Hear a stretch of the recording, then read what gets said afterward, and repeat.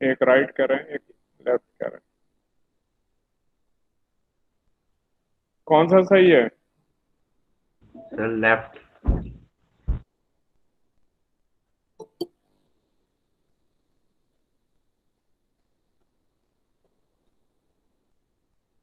Left सही है, check करो सब लोग। लेफ्ट ही आना चाहिए ना? सर नहीं सर, राइट आएगा। सर जे नहीं, राइट। इंटू माइनस के होगा ना, माइनस आई आएगा। L, L cross B. L ऊपर है और बी अंदर है। राइट हैंड रूल लगाते ही लेफ्ट में आ गया था, एल की तरफ फिंगर्स की, और सर बी इनसाइड। एल हम 2B वाली डायरेक्शन में नहीं लेंगे। हाँ, टू बी वाली डायरेक्शन में ही लिया, ऊपर वाई एक्सिस में।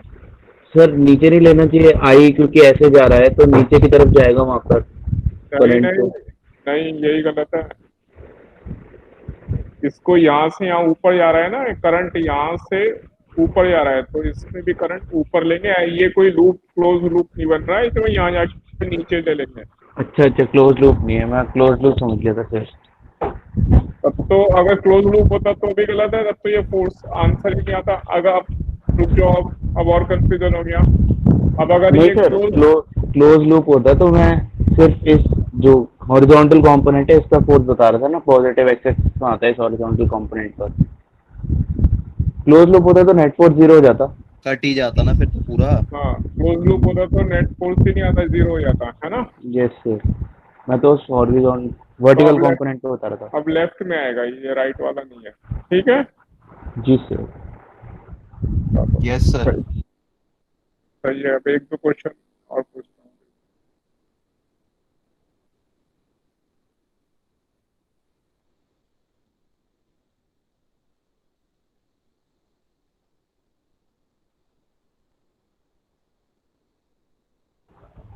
सर ये बताओ 203। हाँ। सर एनसीईआरटी का मतलब एक क्वेश्चन था ईएमआई चैप्टर का। सर वो लास्ट क्वेश्चन है एनसीईआरटी का, तो सर उसमें जो एक कॉन्सेप्ट लग रहा था कि जब मैग्नेटिक फील्ड नहीं होता तो इलेक्ट्रिक फील्ड इंड्यूस होता है चेंज इन मैग्नेटिक फील्ड से। हाँ, वो जो फ्लक्स चेंज हुआ ना, फ्लक्स से ईएमएफ आया, वो EMF equal to E dot D L, उससे इलेक्ट्रिक फील्ड इंड्यूस हो जाता है। ठीक है। अच्छा अच्छा, हाँ तो सर वही पूछा था मैं कि कैसे होता है, हाँ आप बता दिया। ठीक हाँ, ठीक है E sir. Dot D L बराबर है ईएमएफ के, है ना, E dot D L. Electric field DV upon D R था ना। Yes sir, yes sir. Okay sir. DV by D R, तो ई और डी आर एक साइड ले गए। ई डॉट, वो जो लूप, जो भी लूप लेंगे ना, ये ई डॉट डी एल जो है, ये पोटेंशियल डिफरेंस के इक्वल हो जाता है, माइनस डीवी, यानी पोटेंशियल डिफरेंस, यानी D five by D T. ये जो ईएमएफ है, इससे इलेक्ट्रिक फील्ड निकाल लेते हैं। Okay sir. अगर लूप की लेंथ जो भी हो, अगर सर्किल है तो 2 पाई आर रख दिया इसमें, तो इलेक्ट्रिक फील्ड आ जाएगा। ठीक है। Yes sir. अब ये 203 जरा बता दो मुझे कैसे करेंगे। सर ऊपर वाला ना 14। ये वाला, हाँ, क्वेश्चन नंबर यस सर, 14। इसमें जे कंपोनेंट लेंगे खाली मैग्नेटिक फील्ड का और क्रॉस प्रोडक्ट निकाल लेंगे आईएलबी एक से। Current I is flowing through positive x axis through a straight wire of length 0.5 meter placed in a region of magnetic field this। Sir ये the तो एक दो बार equi- टेस्ट में भी आया हुआ है।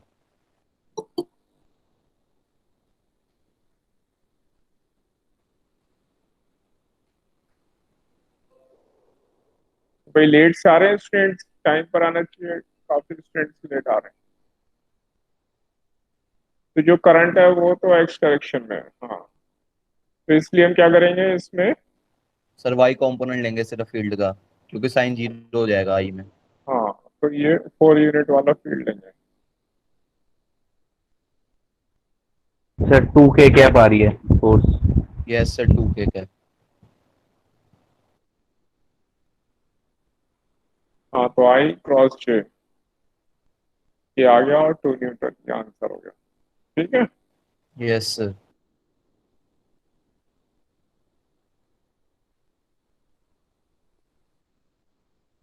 एक बार ये ग्राफ वाला बता दो जरा मुझे, कौन सा आना चाहिए, और लॉजिक भी बता दें क्यों।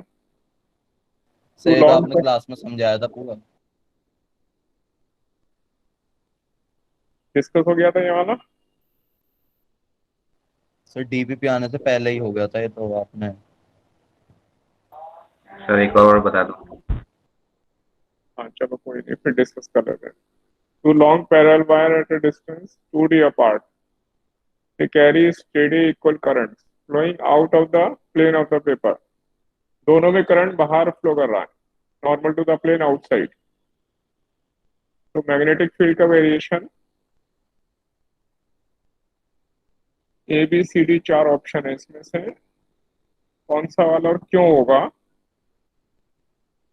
पहले फर्स्ट वाले में देखो, फर्स्ट वाला ये जो है ये सही है गलत है, ये जो ग्राफ है यहाँ पर जो आ रहा है बी सर मैग्नेटिक गलत है। फील्ड ऊपर वाला इधर बताया जाए लेफ्ट में। कैसे, अगर ये दो वायर हैं तो लेफ्ट में इसको मैं वन लिख रहा हूँ, इसको मैं टू लिख रहा हूँ, तो इस वन की वजह से मैग्नेटिक फील्ड किधर होगा, इधर इस वाले जोन में। सर आउटसाइड है ना दोनों में। हाँ दोनों आउटसाइड है। Anti clockwise downwards. वन की वजह से magnetic field P one downward, और टू की वजह से सर टू की वजह से भी डाउनवर्ड लेकिन कम मैग्नेटिक मतलब मैग्नीट्यूड कम होगा। पी टू भी नीचे। तो नेट जो है वो इन दोनों का सम किधर आना चाहिए, नीचे। नीचे। ये वाला तो हो नहीं सकता। अब बी सी डी में से एक होगा।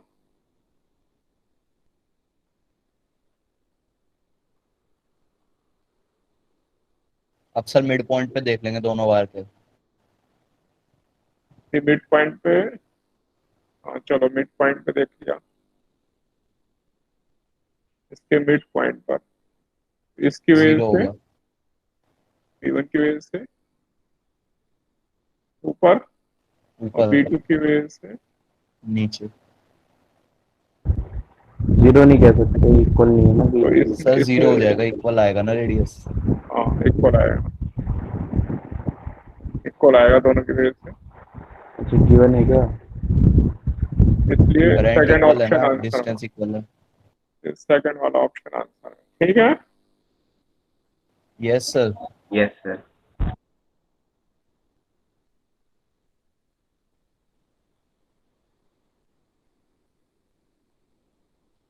ये तो पूछा था आप लोगों ने।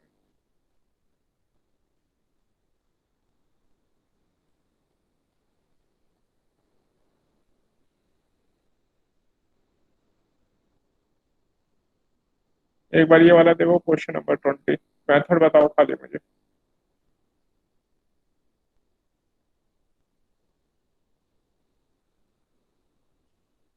Okay sir.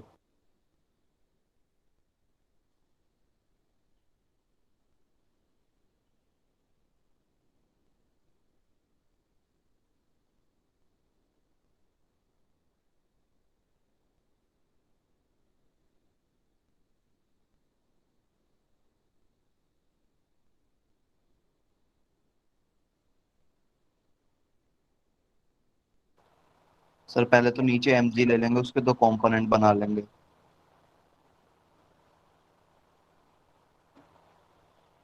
उसके बाद इसमें दे रखा है जब मैग्नेटिक फील्ड नहीं है तो स्लाइडिंग के एकदम वर्ज पे है, तो उसके पीछे एक फोर्स लग रही होगी।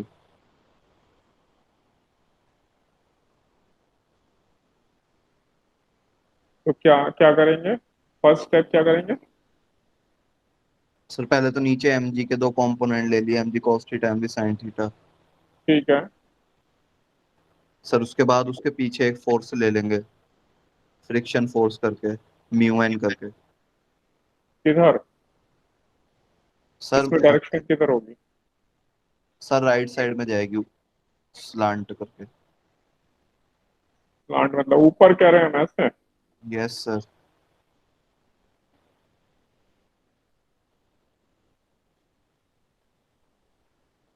ऐसे लेंगे, ये फ्रिक्शन फोर्स होगी ऊपर।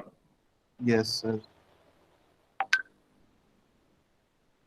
ठीक है, फिर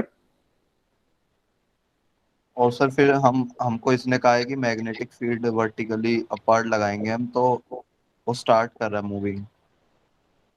तो मैग्नेटिक फील्ड को फ्रिक्शन के इक्वल होना पड़ेगा जब मूव कर पाएगा।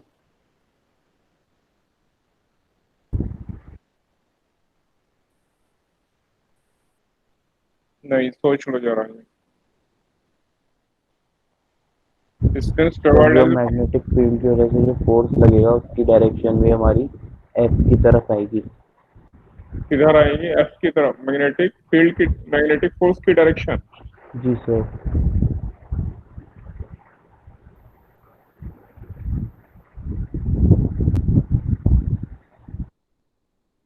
सोच लें जरा।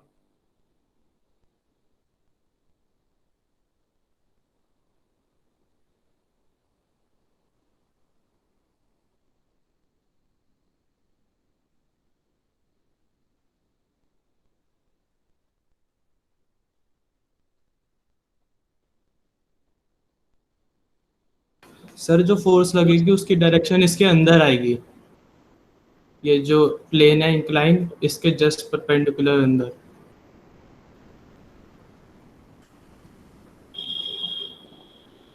इसके अंदर मतलब किधर लिखूं? राइट साइड की तरफ। ये इधर? Yes sir, BIL। मतलब ये अगर एक्स एक्सिस है तो एक्स एक्सिस की तरफ, ये कह रहे हैं हम, फोर्स इसके ऊपर इधर लगेगी। Yes sir, magnetic force. हाँ, मैग्नेटिक फोर्स। उसके बाद सर कंपोनेंट्स ले लेंगे। कौन सा कंपोनेंट? आ,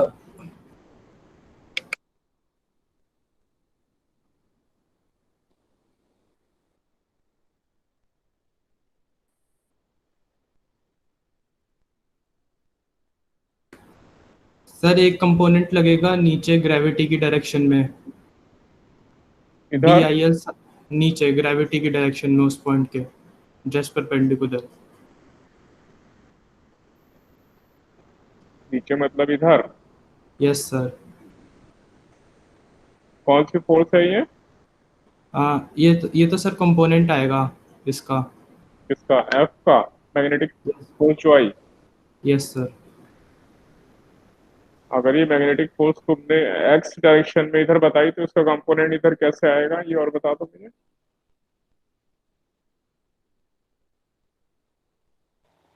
सर हाँ। सर मैग्नेटिक फील्ड हमें अपार्ट दे रखे हैं, मतलब वाई एक्सिस में। हाँ, मैग्नेटिक फील्ड ऊपर है, ठीक है। और सर आई का कंपोनेंट वाई एक्सिस में लेंगे तो वो तो जीरो हो जाएगा, तो फिर एक्स एक्सिस में लेके फोर्स निकालेंगे, वो इनसाइड आएगी, के माइनस के का।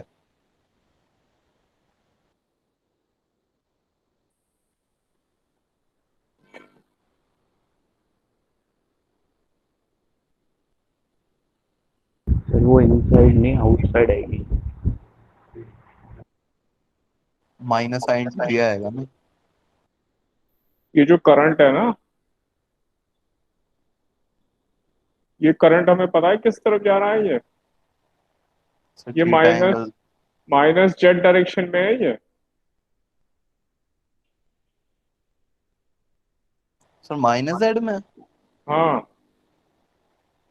ये जो प्लेन है, ये इंक्लाइंड प्लेन है, इसके ऊपर ये वायर रखा हुआ है, ये दो रेल्स हैं, इस पे स्लाइड कर रहा था ये। तो अगर ये एक्स, इसीलिए मैं कह रहा हूँ ध्यान से सोचो जरा, ये अगर एक्स वाई ले लूं मैं, तो जेड आउटसाइड। आई का समझ नहीं आया कैसे होगा जेड में।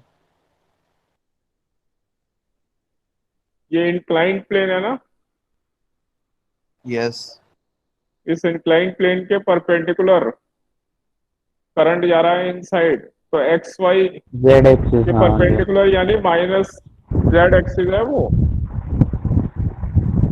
थोड़ी इमेजिनेशन लगानी पड़ेगी। ये ऐसे मान लो, ये स्लाइडिंग जो प्लेन होता है, स्लाइडिंग प्लेन है ये पूरा। हाँ सर समझ गया। सर थोड़ा थोड़ा समझे। थोड़ा थोड़ा नहीं, पूरा पूरा समझना है। ये जो है ना, ये इंक्लाइंड प्लेन, ये इंक्लाइन प्लेन ऐसा होता है ना, ये ऐसा है, यस सर। और इस पे करंट ऐसे आ रहा है ऐसे, यानी इस एक्स वाई प्लेन के परपेंडिकुलर इनसाइड जा रहा है ना। यस सर, समझ गया समझ गया। तो अब ध्यान से बताओ जरा, फिर कैसे करेंगे?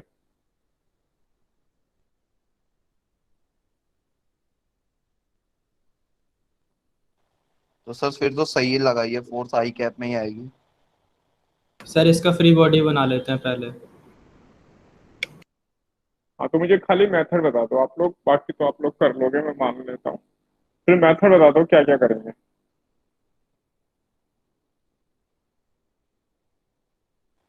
सर एमजी के दो कंपोनेंट, फ्रिक्शन और मैग्नेटिक फोर्स।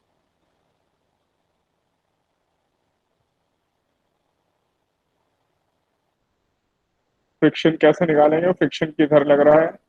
सर फ्रिक्शन तो म्यू एन होगा ना, एन निकाल लेंगे और म्यू एमजी कहाँ कोस दिया थीटा हुआ है? से। म्यू कहाँ दिया है भाई? गिवन नहीं है हमें फ्रिक्शनल। अच्छा, तो सर फिर ये रुका हुआ होगा, उसके लिए को फोर्स लग रही होगी, ऑन द वर्ज लिखा है ना। ये फिर इलेक्ट्रिक फोर्स लग रही होगी ना, जब मैग्नेटिक फील्ड नहीं था, करंट ऊपर फ्लो जो कर है रहा है। मैग्नेटिक फोर्स है, राइट में लगेगी लेफ्ट में लगेगी, ऊपर नीचे किधर आ रही है magnetic force? Sir magnetic force तो राइट में आ रही है, एक्स एक्सिस। ठीक है, मैं सही मान ले रहा हूँ। तो जो मैग्नेटिक फोर्स होगी, ये मैग्नेटिक है, इसका कंपोनेंट अलोंग द प्लेन लगा, यस सर। और एक नॉर्मल टू द प्लेन भी लगेगा, F N sine theta. Yes sir.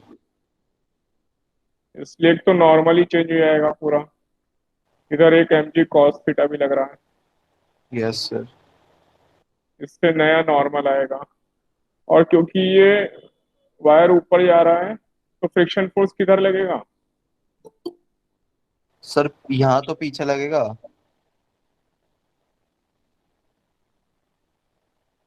मतलब किधर? एम जी साइन थीटा की तरफ। डाउनवर्ड कहेंगे ना उससे, इधर लगेगा। क्यों सर? ये वायर ऊपर जा रहा है तो फ्रिक्शन फोर्स नीचे लगेगा। यस अपोजिट ही सर। लगेगा ना। इससे पहले एन निकालेंगे, और एन से फ्रिक्शन फोर्स ये निकालेंगे, और म्यू निकालने के लिए पहले जब वो बैलेंस था यहाँ से निकालेंगे M G sine theta, first equation जब मैग्नेटिक फील्ड नहीं था। सर फर्स्ट के ठीक है ना, ऊपर वाला मतलब फ्रिक्शन ऊपर ऊपर, लगेगी जब तो। हाँ तब ऊपर लगेगी। यस तब sir. F equal to mu N, N निकल एन, जाएगा एम जी कॉस थीटा। हाँ एन है एम जी कॉस थीटा। यहाँ से म्यू आ जाएगा। तो म्यू उससे म्यू आ म्यू जाएगा, नीचे कर जब देंगे। जब म्यू आ जाएगा तब इसमें एन अलग अब बदल गया है, क्योंकि एफ एम का भी कंपोनेंट आ रहा है ना। Yes sir. तो फिर नेट एक्सलेशन क्या होगा, यहाँ लिख रहा हूँ, net force F M sine theta minus M G का component M G sine theta minus mu N equal to M A. इससे एक्सलेशन निकाल लेंगे, समझे आप लोग? Yes sir. और म्यू की वैल्यू फर्स्ट इसमें से निकालेंगे। ये एन वन अलग है, ये अलग है, इसको एन वन लिख दे रहा हूँ। एन अब बदल गया, क्यों? क्योंकि एम जी कॉस थीटा के अलावा ये जो मैग्नेटिक फोर्स है इसका कंपोनेंट भी एफ आ एन रहा है। Sine theta. हाँ, यहाँ पे रख देंगे, उससे एक्सलेशन निकालेंगे, और फिर एक्सलेशन से S equal to U T plus half A T square से डिस्प्लेसमेंट निकाल देंगे। ठीक है, ओके सर। हाँ एक बार अच्छी तरह ट्राई करके देखते हैं। सर ये उस टाइम गलत बना था, आप दोबारा करके देखें अभी। किस टाइम गलत बना था? सर आंसर जब नहीं आया? डीपीपी सॉल्व की थी। तो आंसर नहीं आया था ये कह रहे हो? यस सर, जब तो कॉन्सेप्ट ही गलत लगाया था हमने, तब तो जेड एक्सिस कॉन्सेप्ट ही लिया ही नहीं। गलत था। हाँ, अब कॉन्सेप्ट अब समझ में आया ना, अब इसके हिसाब से करेंगे तो ये डी आंसर है, सही है आंसर, चेक है इसका। ओके सर, कर लेंगे एक बार। हाँ, ये आंसर आएगा। ठीक है, चलो बाकी डीपीपी क्वेश्चन बाद में, अभी पहले मैं चैप्टर पर आ जाता हूँ। और और डीपीपी डाल दिए मैंने, ईएमआई की भी आ गई है, तो आप वो भी ट्राई कर लेना, और इसके भी बचे हुए क्वेश्चन सब ट्राई कर लेना। Okay sir. लास्ट टाइम हम लोग ड्यूअल नेचर कर रहे थे, यानी photo electric effect.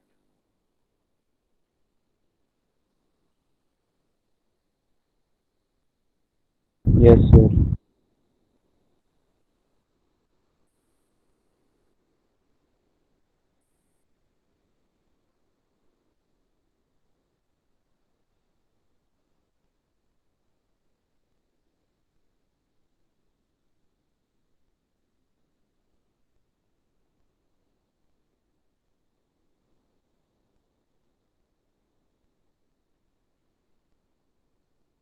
Photo electric effect में हमने ये सारी प्रॉपर्टी डिस्कस की थी।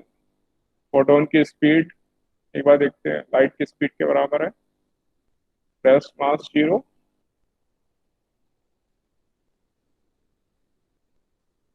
फोटोन की एनर्जी और मोमेंटम दोनों होते हैं। एनर्जी इससे निकालते हैं एच न्यू या एच सी बाई लैम्डा से,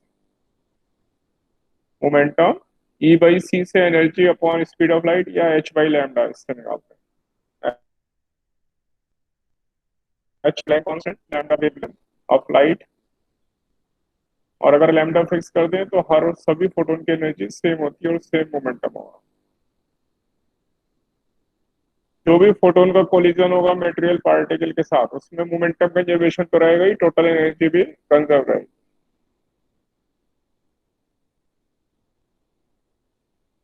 अगर इंटेंसिटी ऑफ लाइट इंक्रीज करते हैं और वेवलेंथ सेम होती है, तो इंटेंसिटी बढ़ाने से फोटोन की एनर्जी नहीं बढ़ेगी, क्योंकि वो तो वेवलेंथ के ऊपर डिपेंड करती है, बल्कि जो नंबर ऑफ फोटोन्स हैं पर यूनिट एरिया में, पर यूनिट टाइम के अंदर, वो नंबर ऑफ फोटोन इंक्रीज हो जाएंगे। कोई भी एरिया को क्रॉस करने वाले जितने फोटोन्स क्रॉस कर रहे थे पहले, उससे ज्यादा हो जाएंगे अगर इंटेंसिटी इंक्रीज कर देते हैं।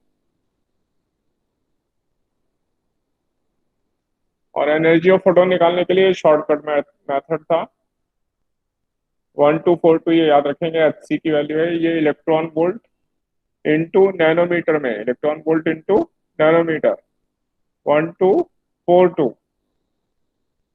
तो लैम्डा को अगर हम नैनोमीटर में रखेंगे तो एनर्जी इलेक्ट्रॉन वोल्ट में आ जाएगी।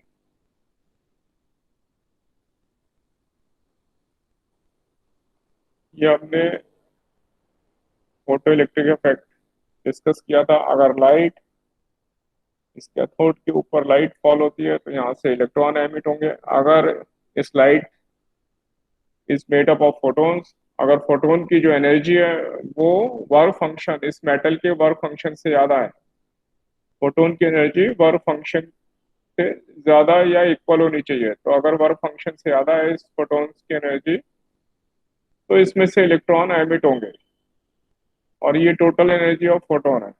उसमें से ये वर्क फंक्शन है। वर्क फंक्शन मतलब energy required to remove an electron from this metal, जो भी है मेटल होगा यहाँ पर, यहाँ से इलेक्ट्रॉन को रिमूव करने में इसमें से इतनी एनर्जी यूज हो गई, और जो बाकी एनर्जी बची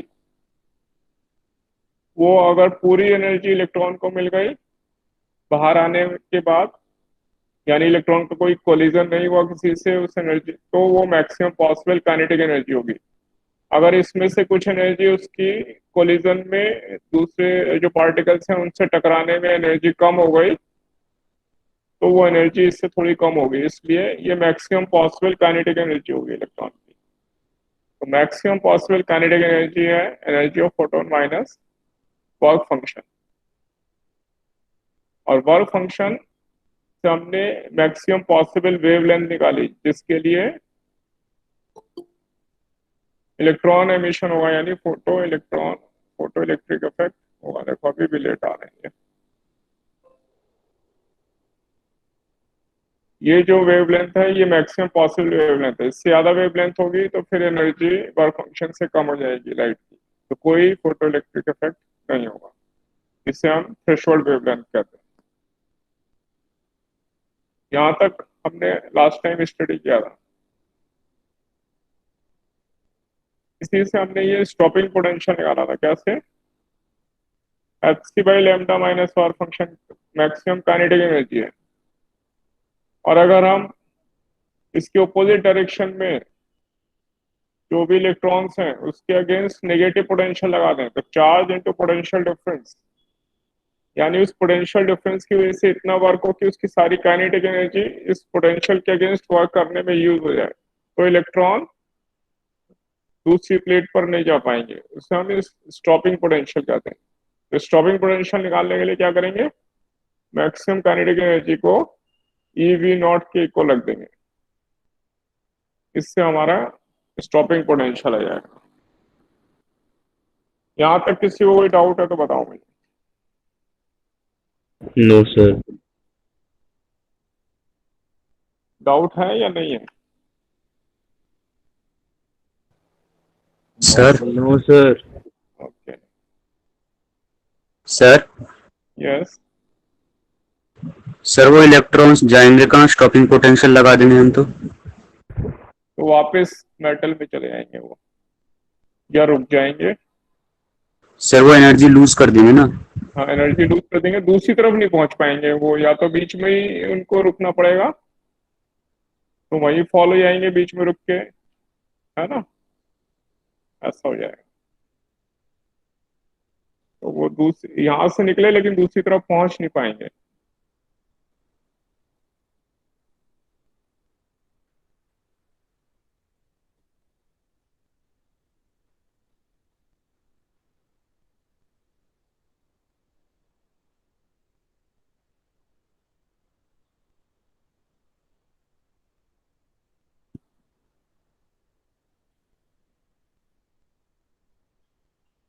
ये हमारी इक्वेशन आई थी। अगर मैं इसमें ये जो कट ऑफ पोटेंशियल है, ई को इधर ले जाता हूँ,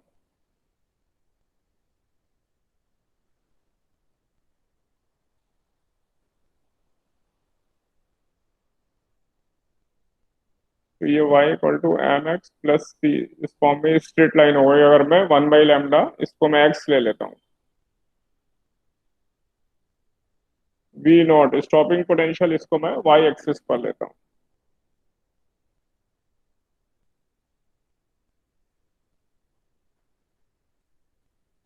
सर वर्क फंक्शन के अपॉन में नहीं आएगा वो ई?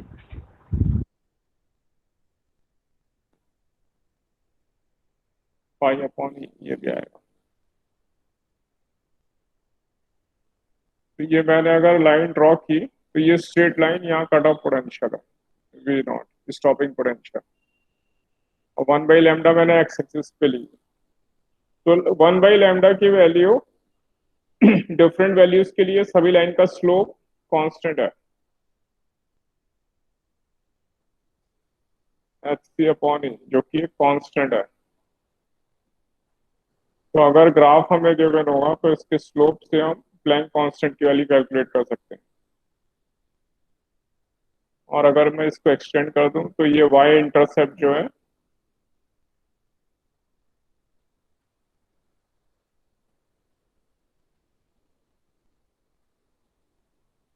ये मेरा एक तो नेगेटिव है इसलिए नीचे, और फाई अपॉन ई, तो इससे मेरा वर्क फंक्शन आ जाएगा। तो ग्राफ वाले जो क्वेश्चन होंगे उसमें ये वाली चीज इक्वेशन बना के चेक कर लेंगे।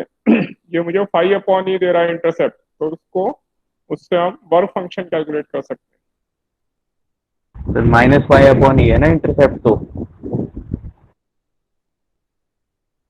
हाँ, तो हम ये फाई अपॉन ई इसकी लेंथ ले लेंगे ना यहाँ से, वाई इंटरसेप्ट,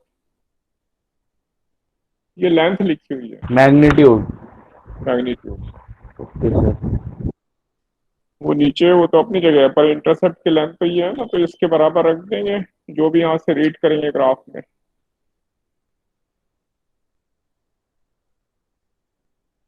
तो इन सबके स्लोप सेम होंगे, सब पैरेलल लाइंस होंगी।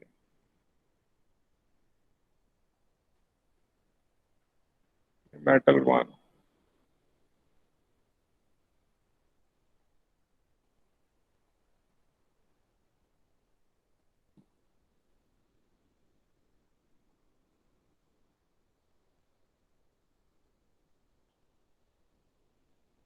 और जहां पे हमारा ये कट ऑफ पोटेंशियल 0 होगा, इसको अगर 0 रख दें तो क्या ये आएगा,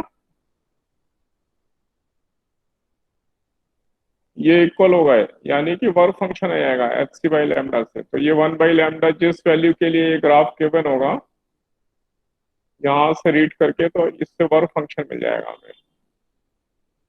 y equal to H C into 1/λ, 1/λ यहाँ से मिल जाएगा हमें।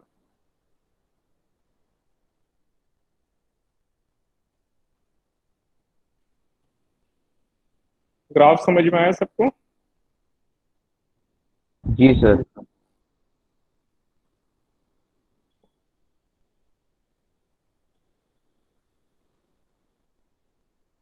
अब देखें, अगर गिवन लाइट है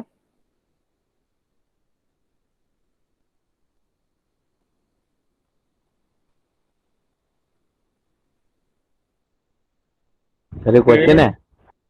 नहीं, ग्राफ बना रहा हूँ अभी। सेम वेवलेंथ है, क्वेश्चन तो भी दूंगा, पहले एक्सप्लेन कर दूं। सेम वेवलेंथ है और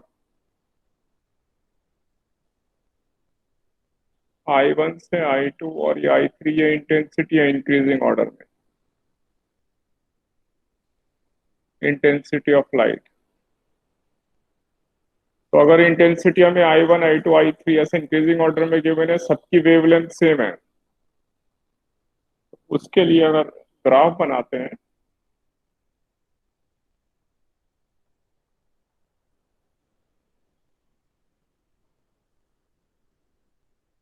ये अप्लाइड पोटेंशियल है और ये करंट है।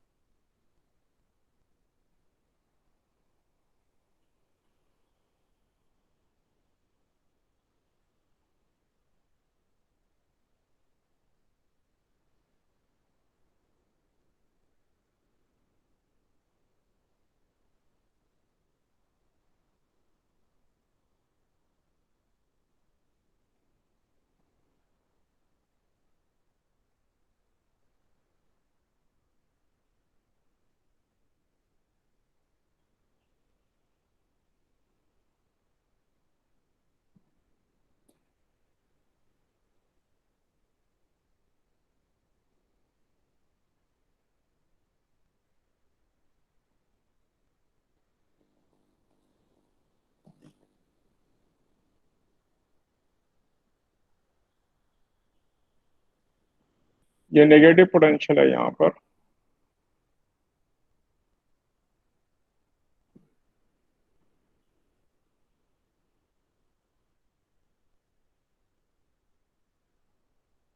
Stopping potential.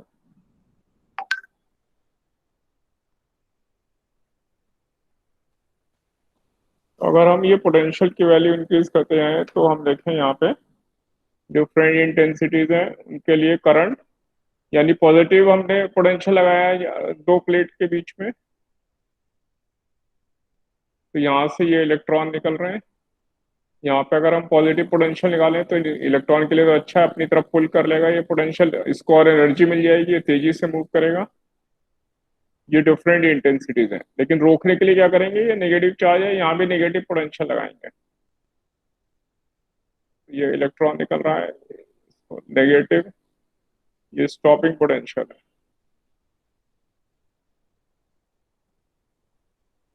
ये यस नेगेटिव सर। और ये पॉजिटिव प्लेट ऐसा कर देंगे तो ये इसे रिपेल करेगा, यानी इसकी एनर्जी इसके अगेंस्ट यूज अप हो जाएगी। और जो स्टॉपिंग पोटेंशियल है, stopping potential depends only on wavelength. क्यों? क्योंकि स्टॉपिंग पोटेंशियल तो काइनेटिक एनर्जी के ऊपर डिपेंड करता है, EV not kinetic energy maximum. और जो काइनेटिक एनर्जी होती है वो जो इंसिडेंट लाइट है उसकी वेवलेंथ के ऊपर डिपेंड कर रही है, इंटेंसिटी के ऊपर डिपेंड नहीं करती।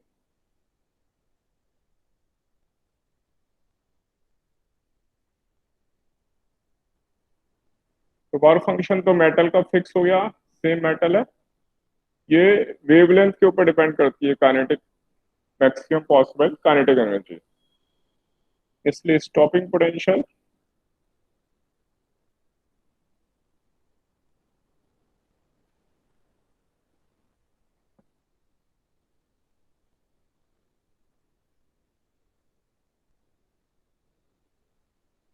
डिपेंड्स ओनली ऑन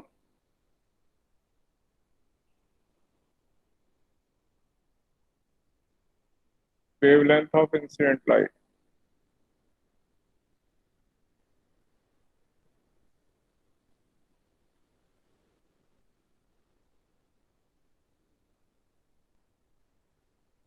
और stopping potential is independent of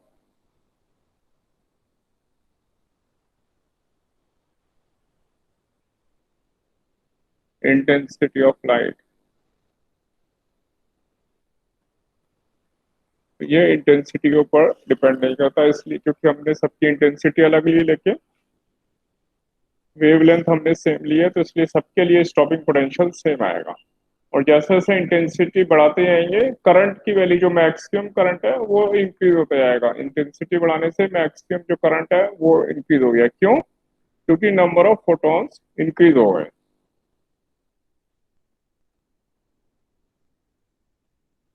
upon increasing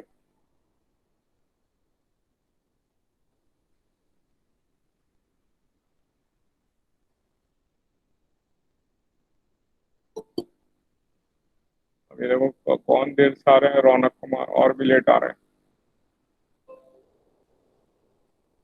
upon increasing intensity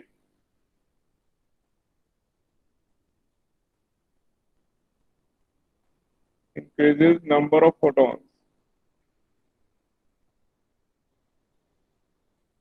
और क्योंकि फोटोन के नंबर इंक्रीज हो गए तो ज्यादा इलेक्ट्रॉन एमिट हो सकते हैं, इसलिए इसकी वजह से ज्यादा इलेक्ट्रॉन एमिट होंगे, क्योंकि ज्यादा फोटोन होंगे तो ज्यादा इलेक्ट्रॉन से कोलाइड करेंगे, ज्यादा इलेक्ट्रॉन एमिट होंगे, इसलिए करंट विल इंक्रीज। तो नंबर ऑफ फोटो इलेक्ट्रॉन्स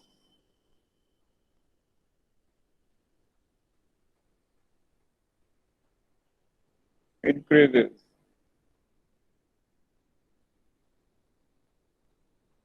इसलिए जो मैक्सिमम करंट है या सैचुरेशन करंट है वो इंक्रीज होता है।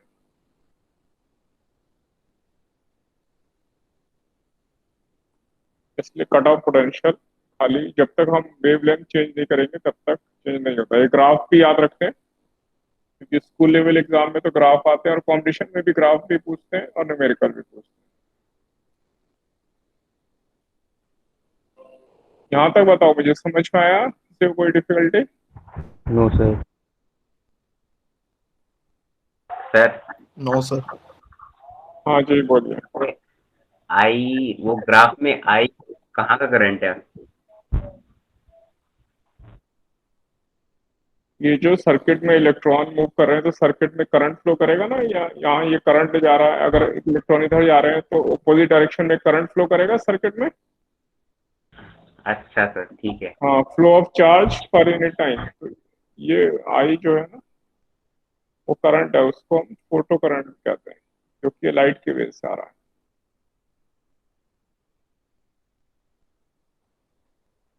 Photo current. हमने यहाँ पोटेंशियल लगाया था, पोटेंशियल डिफरेंस, लेकिन यहाँ तो गैप है, तो वो जो करंट आएगा वो इन चार्ज की वजह से आएगा, जो चार्ज फ्लो करेंगे, है ना। तो जितने ज्यादा इलेक्ट्रॉन्स होंगे उतने ज्यादा फोटो करंट होगा। Okay sir.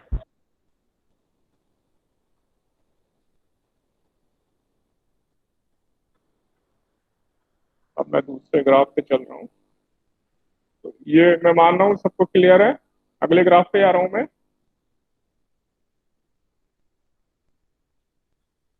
जिसमें मैं इंटेंसिटी लूंगा सेम और वेवलेंथ अलग लूंगा।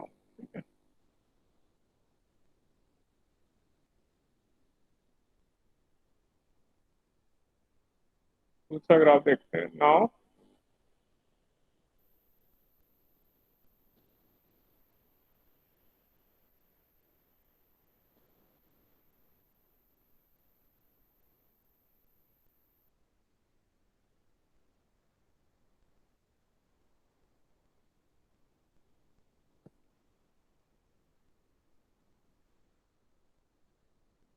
Different wavelength.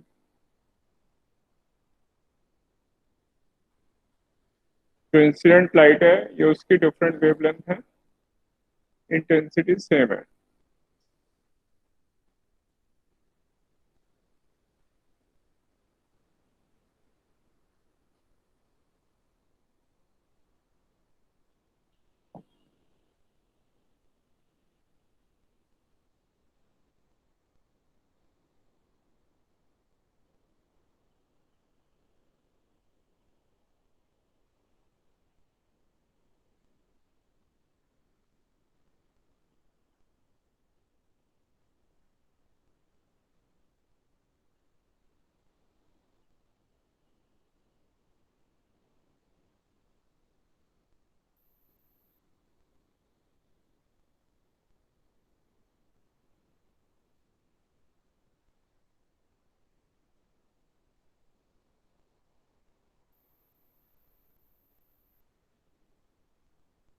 और इनके करस्पॉन्डिंग ये फ्रीक्वेंसी है, new 1 new 2 new 3 frequency.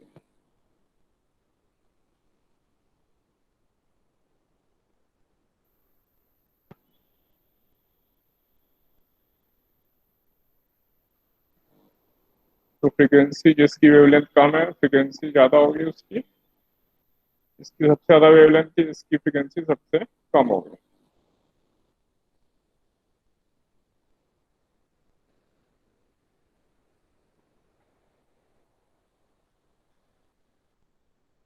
Photo current I Y axis पे लिया है और ये अप्लाइड वोल्टेज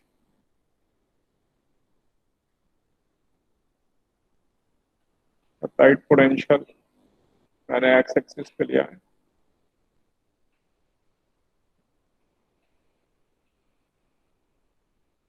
ये अलग अलग कट ऑफ पोटेंशियल होंगे।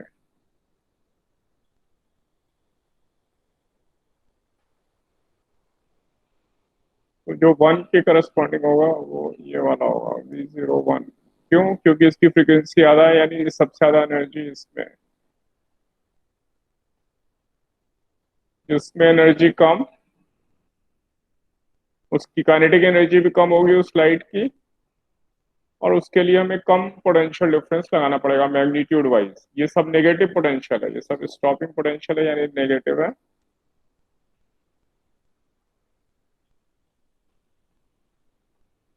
ये मैग्नीट्यूड है, जिसकी फ्रीक्वेंसी सबसे ज्यादा होगी उसके लिए कट ऑफ पोटेंशियल या स्टॉपिंग पोटेंशियल का मैग्नीट्यूड सबसे ज्यादा होगा।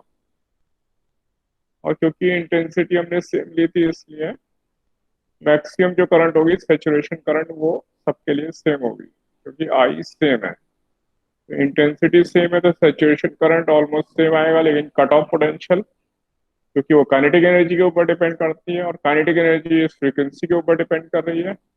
यहाँ फिर से लिख रहा हूँ, kinetic energy maximum equal to H nu minus work function. Work function हमारा सेम है, सेम मेटल है इसके ऊपर ये लाइट इंसिडेंट हो रही है। तो फाई सबके लिए same, work function same. Frequency जितनी ज्यादा होगी उतनी फोटोन की एनर्जी ज्यादा हुई, और ज्यादा एनर्जी में से फाई करेंगे तो काइनेटिक एनर्जी भी ज्यादा होगी, तो इसलिए न्यू ज्यादा तो काइनेटिक एनर्जी ज्यादा, इसलिए तो सर लैम्डा 1 वाला ग्राफ सबसे नीचे वाला होगा ना? ये 1 वाला यही 1, ये न्यू 1 लैम्डा 1 सब करस्पॉन्डिंग लिखे हैं ना, तो फ्रीक्वेंसी न्यू 1 है लैम्डा 1 ये हुआ। अगर frequency high then kinetic energy is also high. Kinetic energy frequency के ऊपर डिपेंड कर रही है, जिसकी फ्रीक्वेंसी लाइट की ज्यादा होगी उसके लिए मैक्सिमम पॉसिबल काइनेटिक एनर्जी ज्यादा होगी, इसलिए उसको रोकने के लिए कट ऑफ पोटेंशियल भी ज्यादा अप्लाई करना पड़ेगा।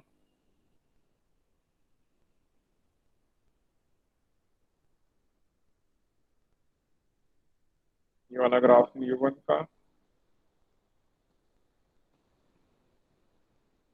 ये न्यू 2 का, ये वाला ग्राफ न्यू 3 का। ये समझ में आया आप लोगों को? अब बताओ मुझे। सर हाँ जी, सर एक बार फिर से समझा दो सर, डिस्कनेक्ट हो गया था। फिर से देखते हैं।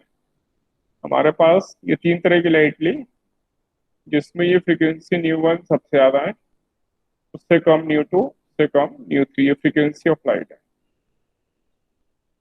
और हमने ये कट ऑफ पोटेंशियल निकाले तीनों लाइट के लिए, जिसकी फ्रीक्वेंसी ज्यादा होगी उसके लिए काइनेटिक एनर्जी मैक्सिमम यहाँ से ज्यादा आएगी।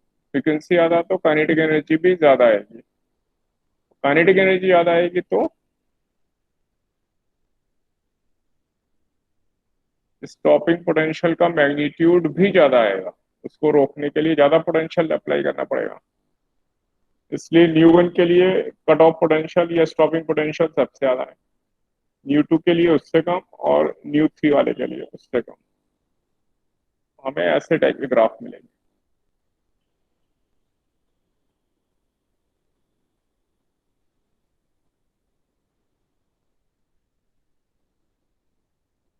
आप बताओ मुझे, अब समझ में आया ये?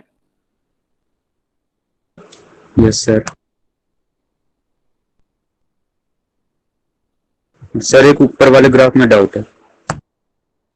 क्या डाउट है ये? एक, इस वाले ग्राफ में क्या है? सर ग्राफ में I1 I2 I3 क्या है? ये इंटेंसिटी ऑफ लाइट है,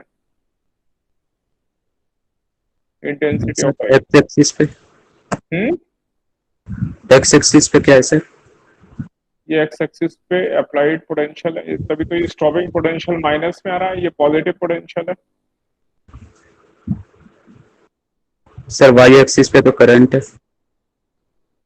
वाई एक्सिस पे फोटो करंट, जो इलेक्ट्रॉन की वजह से करंट आ रहा है।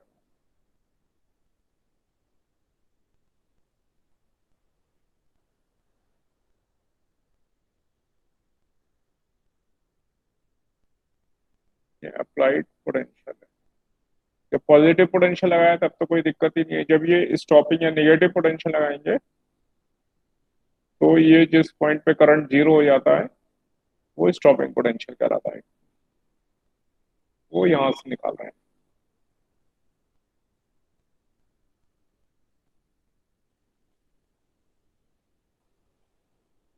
हाँ, अब समझ में आया? Yes sir.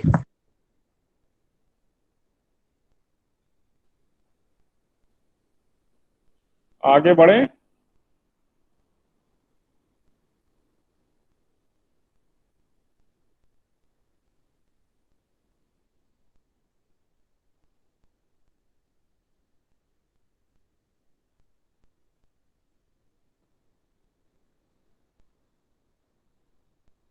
कुछ क्वेश्चन ट्राई करेंगे।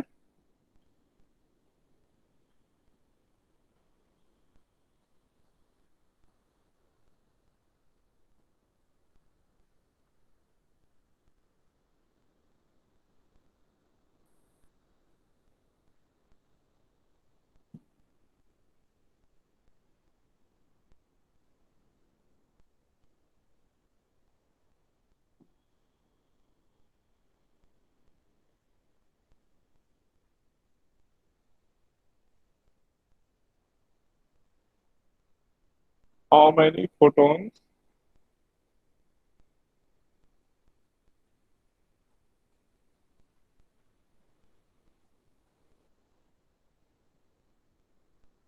Are emitted per second?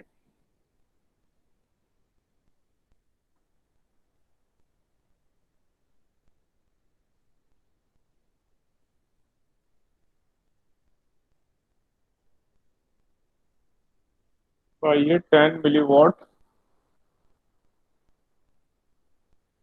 Laser source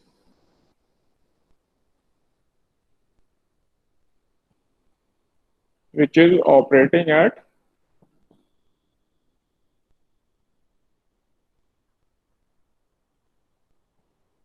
632.8 nanometer. ये वेवलेंथ गिवन है और ये उसकी पावर है 10 मिलीवॉट लेजर सोर्स की। उससे कितने फोटोन पर सेकेंड एमिट होंगे ये आपको ट्राई करना है। पहले आप ट्राई कर रहे हैं, फिर हेल्प लेंगे। हमने जो भी पढ़े फॉर्मूले वही यूज करने हैं, उसी से सारे क्वेश्चन होंगे जो भी हम करेंगे।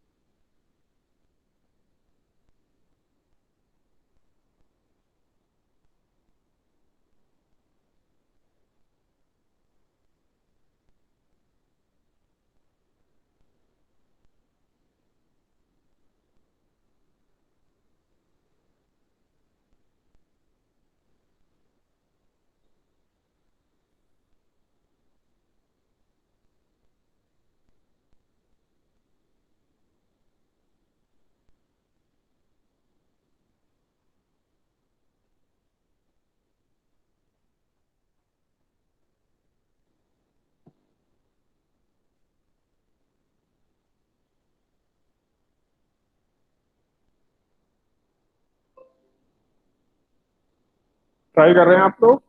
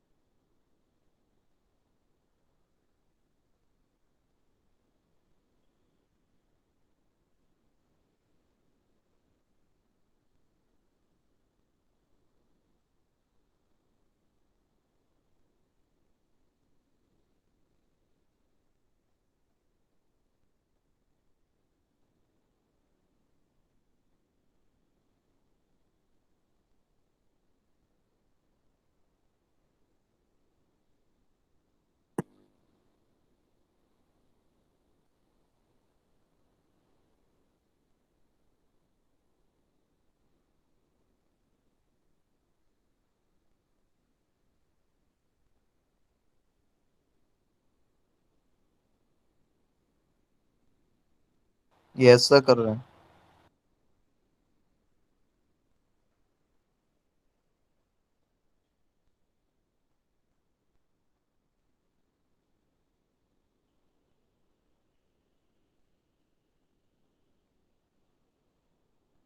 सर 200 है क्या? नो। Sir, तो last 3.18 multiplied by 10 raised to power minus 16. 10 to power plus 16. Sir Sir, check 1.6 it. into 10 to the power 16. The 3.18 10 to the power 60.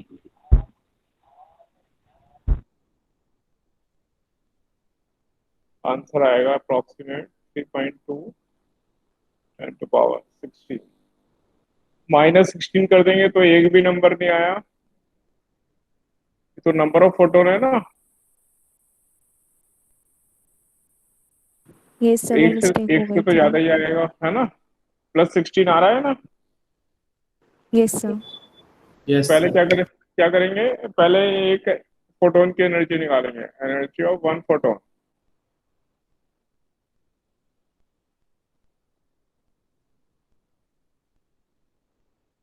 और ये 10 मिली वॉट है, इसको मिली को जूल में चेंज कर देंगे, इतने जूल पर सेकेंड।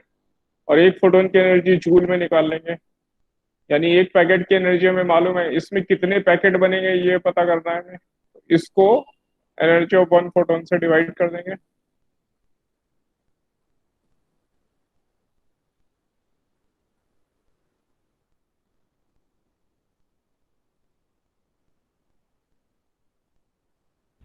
सर 1242 वाला फॉर्मूला यूज करता है।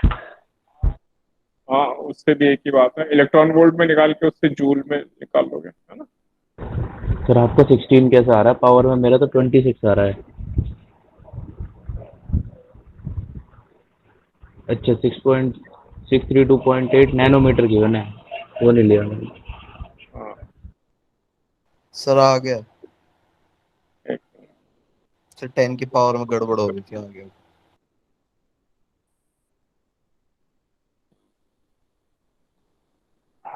यही तो ध्यान से करना है हमें। ये नैनोमीटर में गिवन है। ये हो गया 17, ये बच्ची पावर 17 के करीब, और 17, और ये और पावर कम हो गई तो इसकी वैल्यू 3.1 10 पावर -19 आएगी, क्योंकि 100 यहाँ से आ जाएगा लगभग। एक पैकेट की एनर्जी इतनी आ रही है। 3.18 इंटू 10 की पावर 16 आ गया। 10 पावर -19, यहाँ एन निकालने के लिए अब 10 मिली वॉट 10 पावर -3 इतनी जूल पर सेकेंड हो गई है। और जूल पर सेकंड को जूल से डिवाइड करेंगे तो नंबर पर सेकंड में आ जाएगा। ये तो 1 से ही कर दिया। तो इसलिए ये आ जाके अप्रोक्सीमेट 3.2 10 पावर 16 इतने पर सेकंड आ रहे हैं। ये एक सेकंड में इतने फोटोन एमिट होंगे।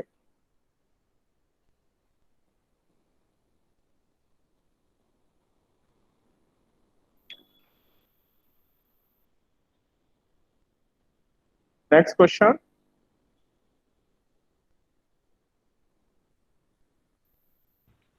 पक्का हो गया ये?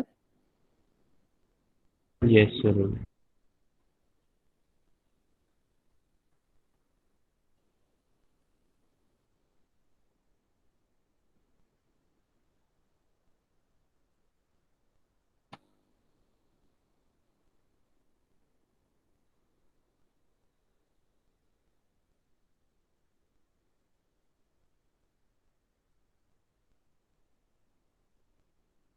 हाइड्रोजन एटम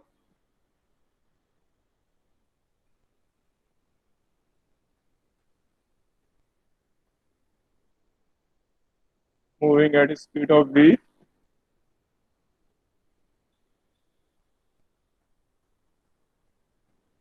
ये absorbs a photon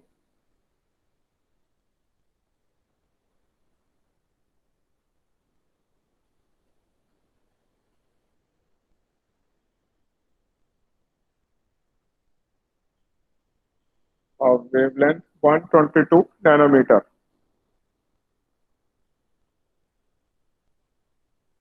and stops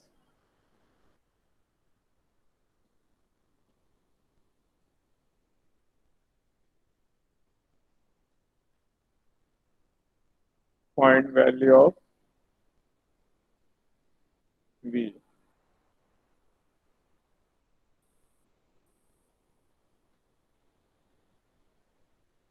Mass of hydrogen atom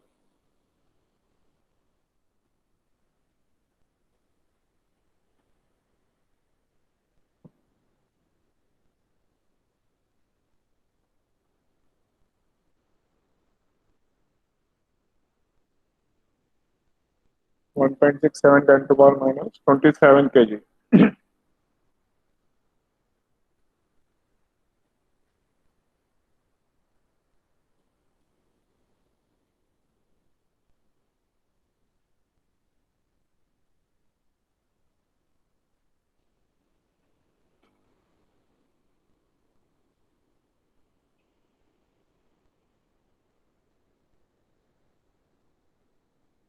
try करते हैं.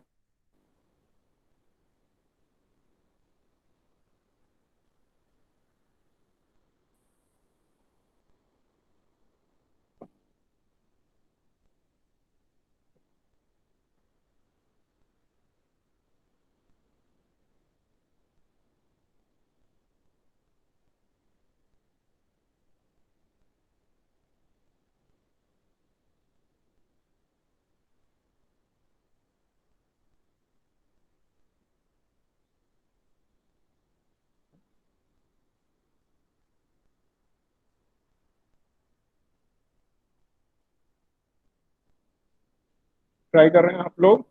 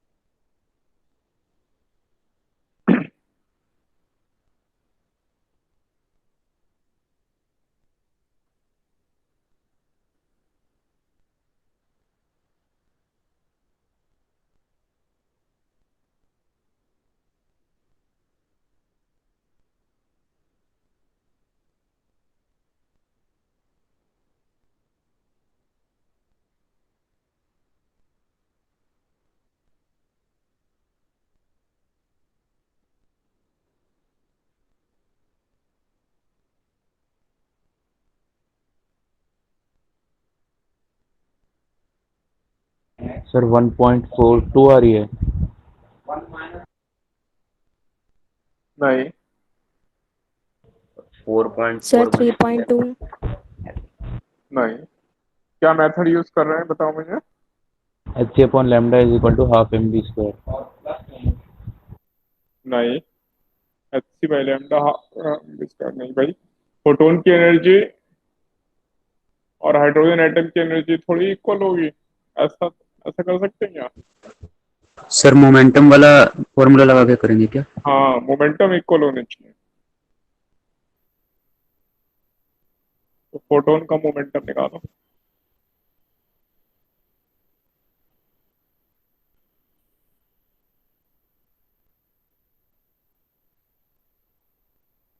दोनों के मोमेंटम इक्वल होंगे, है ना, कोलिजन जब भी होगा।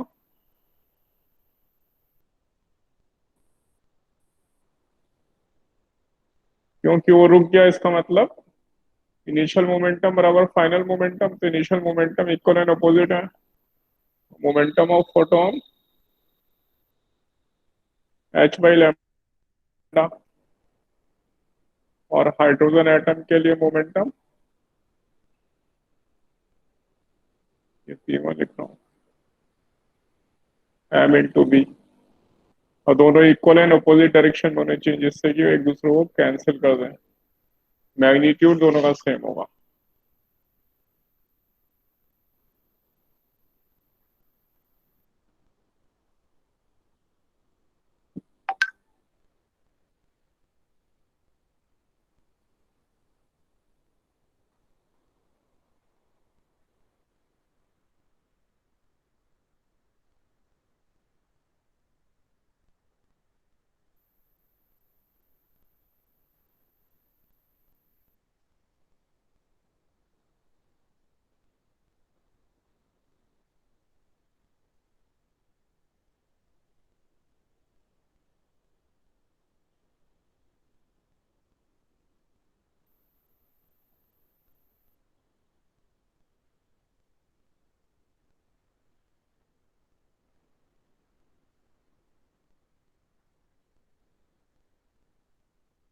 थ्री पॉइंट टू आ रही है सर। हाँ, वेलोसिटी आई है 3 मीटर पर सेकेंड। सर h/λ की जगह e/c रखते तब भी तो वही आता। हाँ, e/c करते तो भी हो जाएगा, वो तो मोमेंटम है, दोनों सेम फॉर्मूले है ना।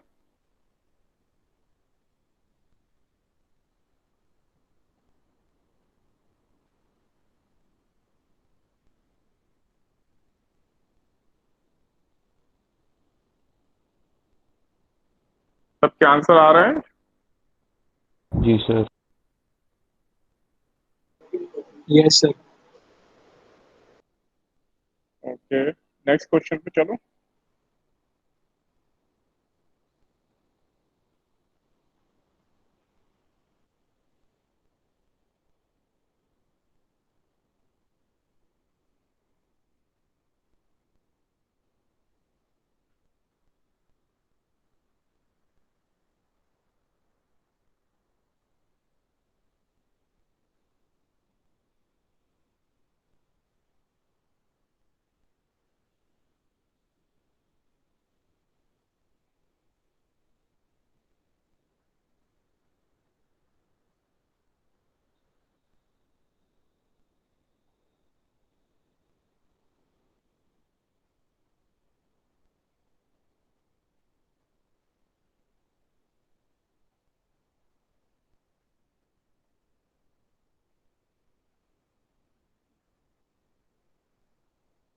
मोनोक्रोमेटिक लाइट मतलब जिसकी एक वेवलेंथ हो।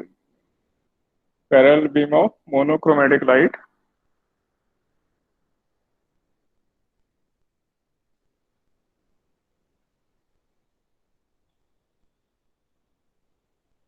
of wavelength 500 nanometer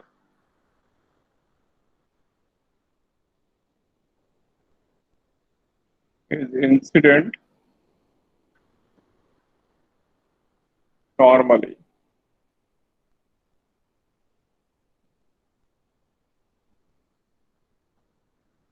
on a perfectly absorbing surface.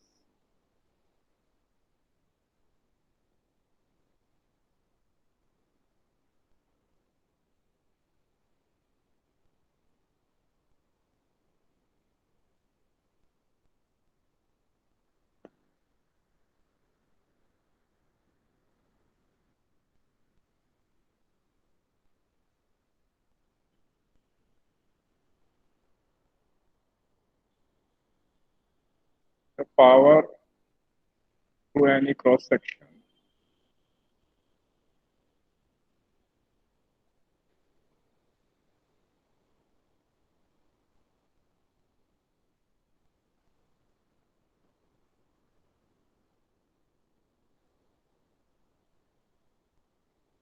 the beam is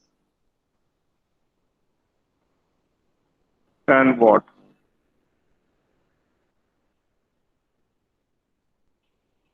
Point number one.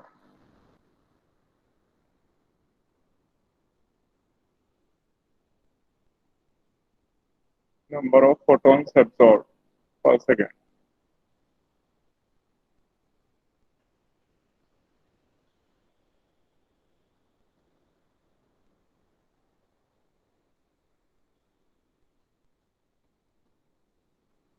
And number two, force exerted by the beam on the surface.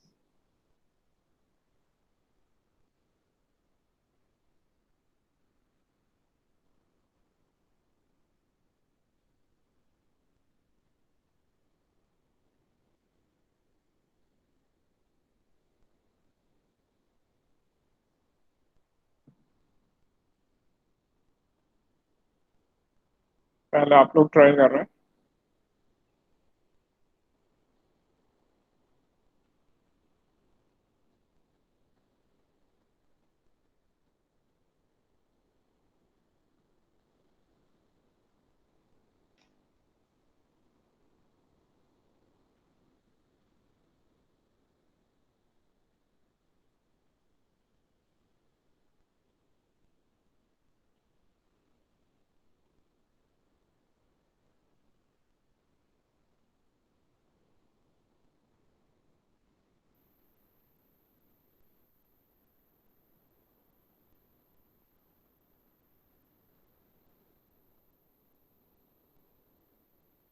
Question clear है आपको?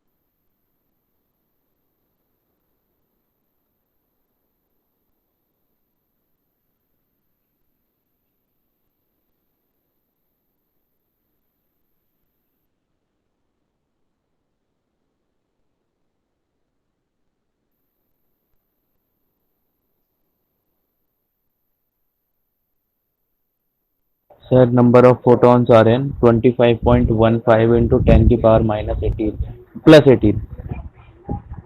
हाँ सही है.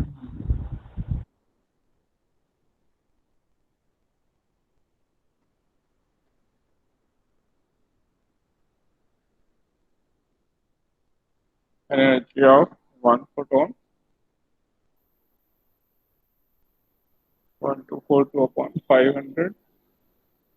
ये इलेक्ट्रॉन वोल्ट नैनोमीटर है और ये नैनोमीटर है, तो ये इलेक्ट्रॉन वोल्ट में आ गया 2.48 इलेक्ट्रॉन वोल्ट. ये एक फोटोन की एनर्जी आ गई इसकी है. नंबर ऑफ फोटोन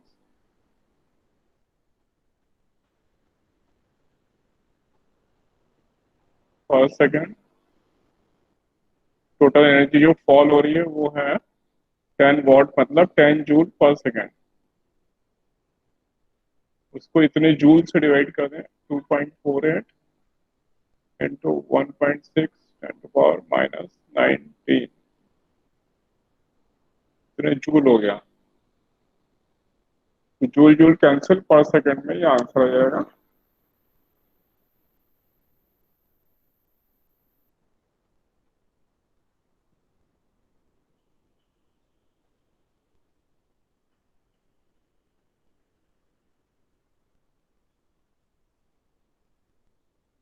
ग्यारह अप्रोक्सीमेट 2.5 टेन टू पावर 19 इसमें फोटोन पर सेकेंड.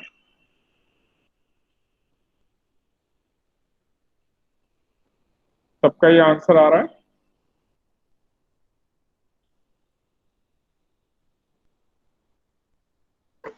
Yes sir.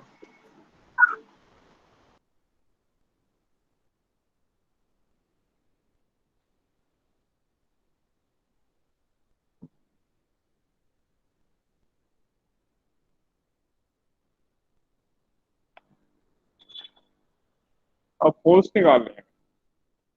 एक सेकंड सर प्लीज, निकाल रहा हूँ।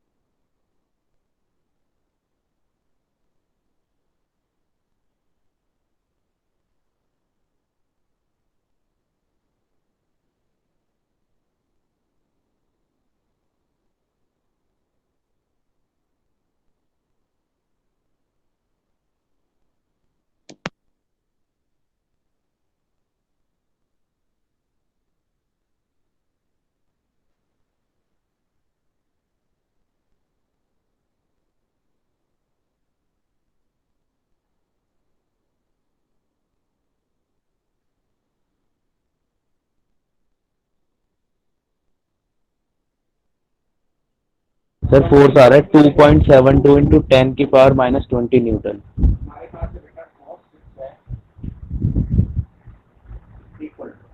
मेथड बताओ मुझे, कुछ एरर हो गई। कैसे टू किया बताओ? पॉइंट सर मैंने चेंज इन मोमेंटम निकाल लिया फोर्स को। कैसे निकाला? इनिशियल मोमेंटम तो सर सिर्फ बीम ऑफ लाइट का है, फोटोन का है जो h by lambda, H by lambda, okay. और फाइनल मोमेंटम सिर्फ इलेक्ट्रॉन का है mg। इलेक्ट्रॉन का नहीं, नहीं इलेक्ट्रॉन कहाँ है यहाँ पे? यहाँ तो लाइट एमिट हो रही एब्जॉर्ब हो है गई। नहीं नहीं, एमिट नहीं, यहाँ पे फोटो इलेक्ट्रिक इफेक्ट थोड़ी हो रहा है, यहाँ तो सरफेस में एब्जॉर्ब हो रही है लाइट। अच्छा, मतलब बाहर नहीं जा रही। बाहर नहीं जा रही। Okay sir. सर 1.32 इंटू 10 की पावर माइनस 25 आ गया।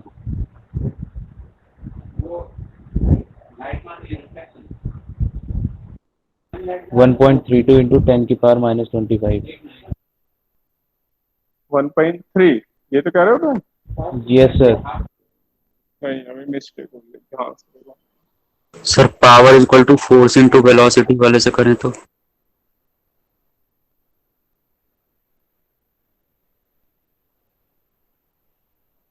जो मोमेंटम है,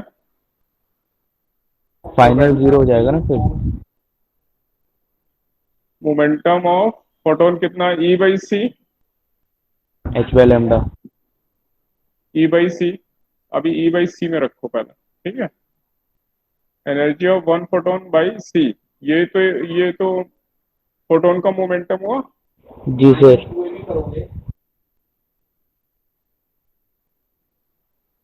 और इसलिए जो टोटल मोमेंटम हुआ, ये फोटोन का हुआ।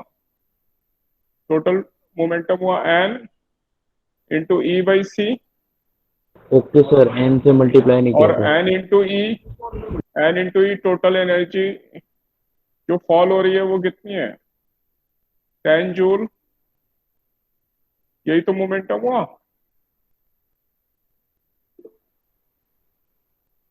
और फाइनल मोमेंटम जीरो हो रहा है क्योंकि अब्जॉर्ब हो रहा है, तो चेंज इन मोमेंटम भी यही हुआ।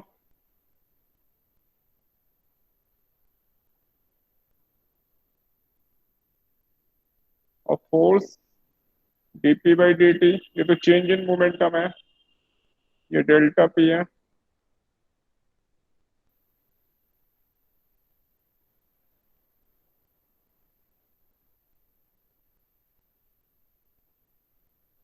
ये जो मोमेंटम है, ये 10 जूल एनर्जी, ये कितने देर में फॉल हो रही है? 1 सेकंड में।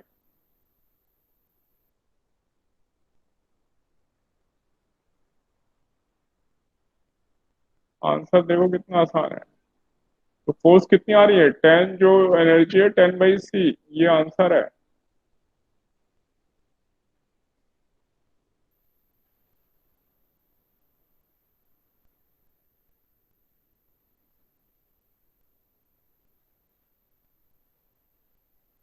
3.33 into 10⁻⁸ ई बाई सी एक फोटोन का मोमेंटम, एन ई बाई सी सबका मोमेंट, जितने फोटोन है सबका मोमेंटम, और सबकी एनर्जी टोटल है 10 जूल। तो 10 जूल को सीधे सी से डिवाइड कर दें तो ये मोमेंटम आ जाता है, इनिशियल मोमेंटम। फाइनल जीरो, इसलिए यही चेंज इन मोमेंटम हो गया। पहले ये समझ में आया हमें?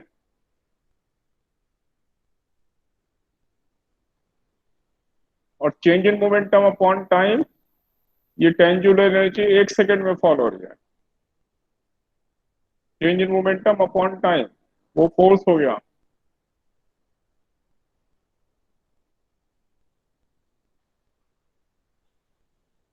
तो इसलिए 10/c।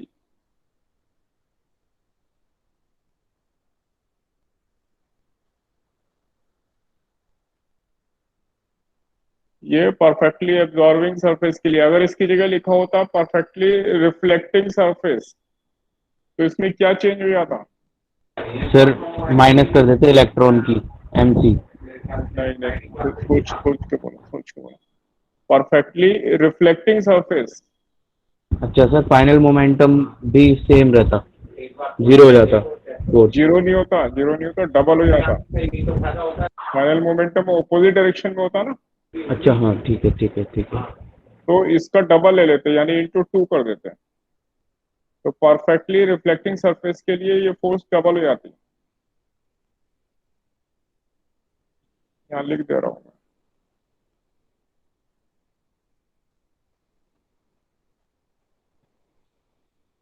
Okay sir. क्योंकि ऐसे क्वेश्चन आएंगे, वो हमें ध्यान से देखना है। फॉर परफेक्टली रिफ्लेक्टिंग सरफेस,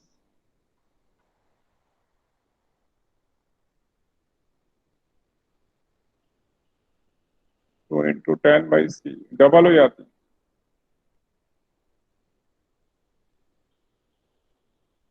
ये कंप्लीटली एब्जॉर्बिंग सरफेस के लिए, ये परफेक्टली रिफ्लेक्टिंग सरफेस के लिए इतनी फोर्स लगाई होती है। ये पी मोमेंटम, और ये वापस ये भी पी मोमेंटम। लाइट अगर परफेक्टली रिफ्लेक्टिंग होती तो इनमें जो चेंज है वो 2p डबल हो गया।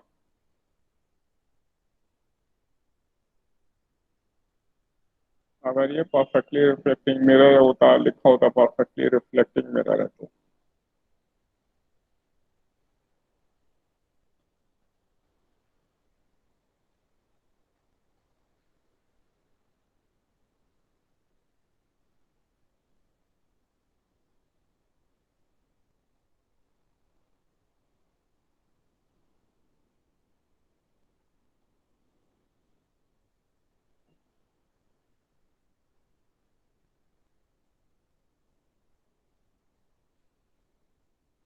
न्यूटन पर सेकंड कहाँ है फोर्स की यूनिट भाई?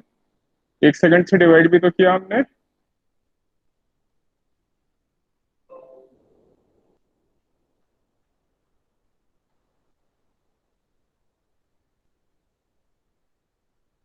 क्लास समझ में आया आप लोगों को ये?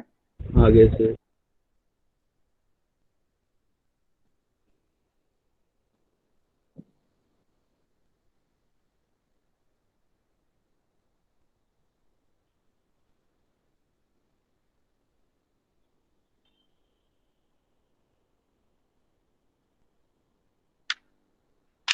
एक छोटा क्वेश्चन पूछ रहा हूँ।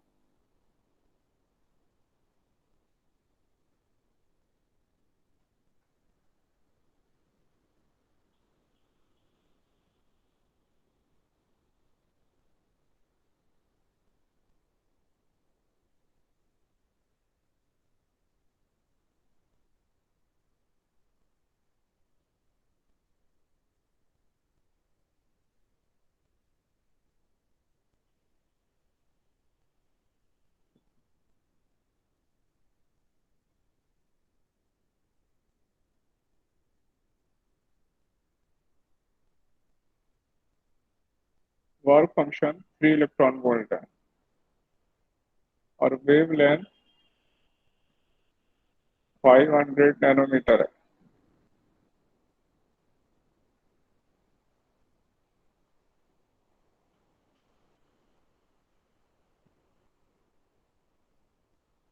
Find kinetic energy maximum of photo electrons. आसान है।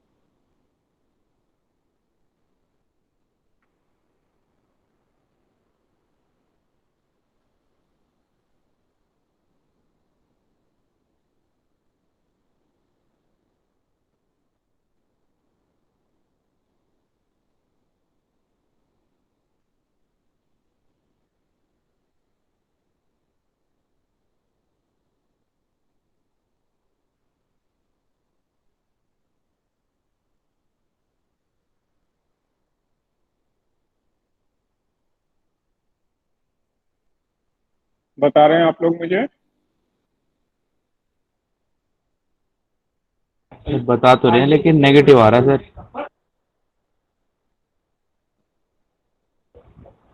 -0.9 इंटू 10⁻⁻19।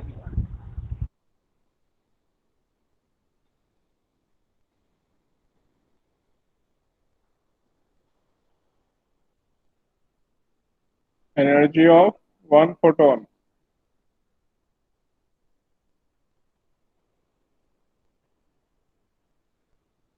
जीरो 0.039। नहीं नहीं, आंसर बता रहा हूँ सर। 42। सर ये ईवी में होता है ना। 2.48 इलेक्ट्रॉन वोल्ट। अच्छा मैंने जूल में निकाल दिया सर।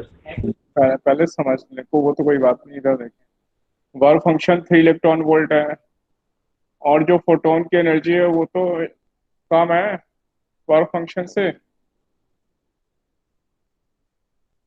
तो तो नो इलेक्ट्रॉन, एमिशन।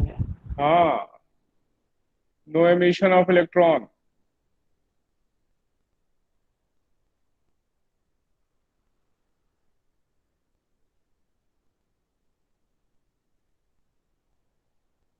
गलत लिख दिया ये मैंने।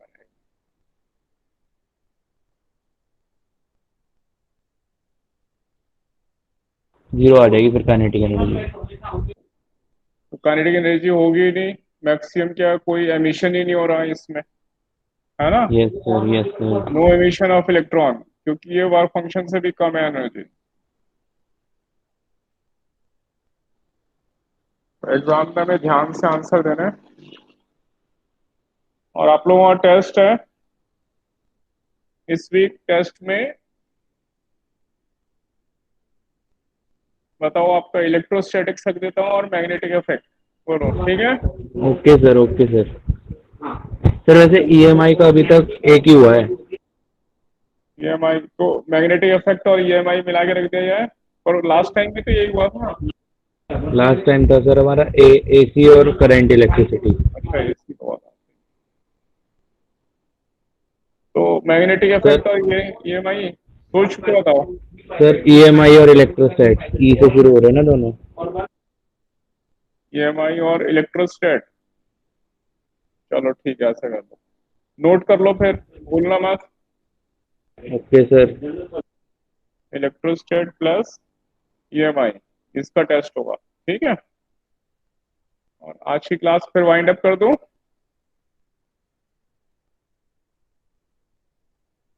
Yes sir. Student wind up कर दूं?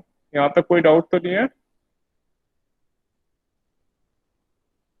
No sir.